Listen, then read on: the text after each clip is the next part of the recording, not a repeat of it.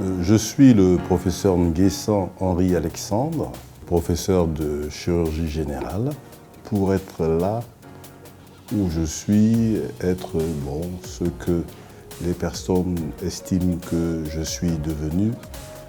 Cette recette, je la dois à mon père. Ce n'est pas une recette extraordinaire, c'est le travail et la passion de ce que nous faisons comme travail. Il faut être passionné.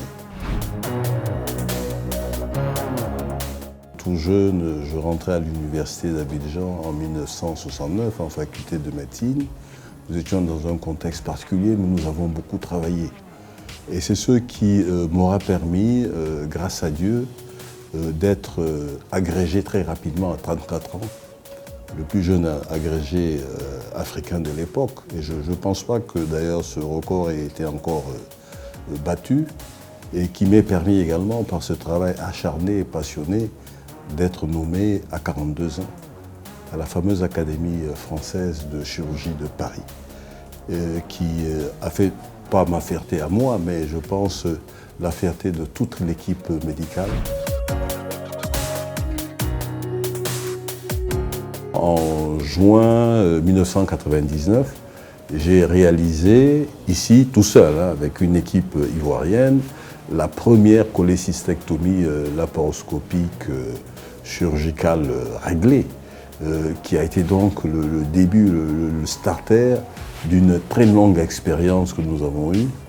Et je crois savoir récemment qu'un de mes agrégés qui s'est particulièrement engagé dans cette méthode-là fait état de 6000 cas aujourd'hui que nous avons réalisés dans notre seule équipe avec cette technique.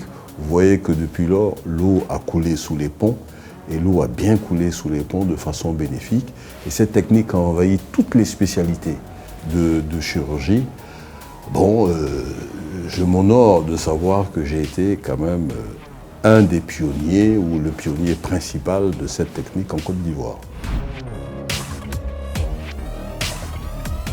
Est-ce que vous savez que le fameux pasteur que tout le monde connaît a mis 50 ans pour persuader les chirurgiens de France qu'il fallait se laver les mains avant d'aller opérer les malades? 50 ans pour faire comprendre les notions d'asepsie.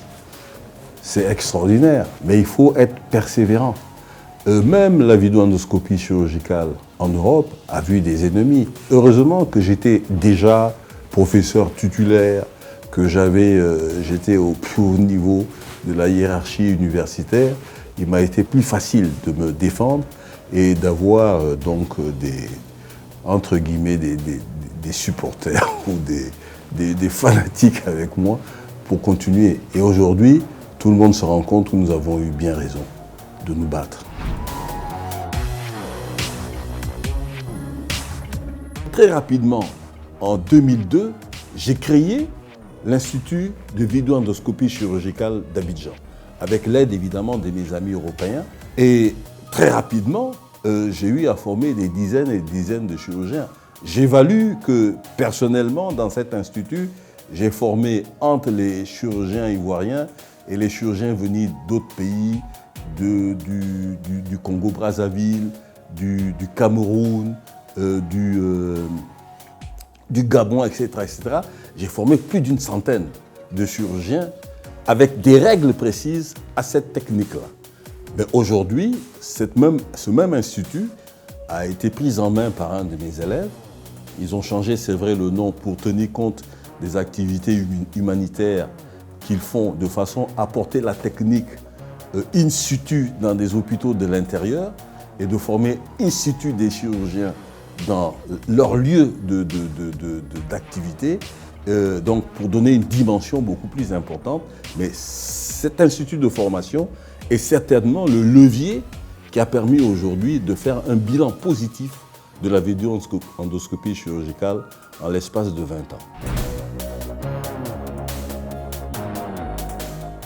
Toute ma fierté aujourd'hui, maintenant que je suis à la retraite, est de voir tous mes élèves être excellents, à un très grand niveau. Je leur ai dit, vous serez tous plus que moi, au-dessus de moi. Mais c'est parce que je vous aurais mis sur mes épaules, tout comme moi, je suis monté sur les épaules de mon maître, le professeur Cornet, paix à son âme,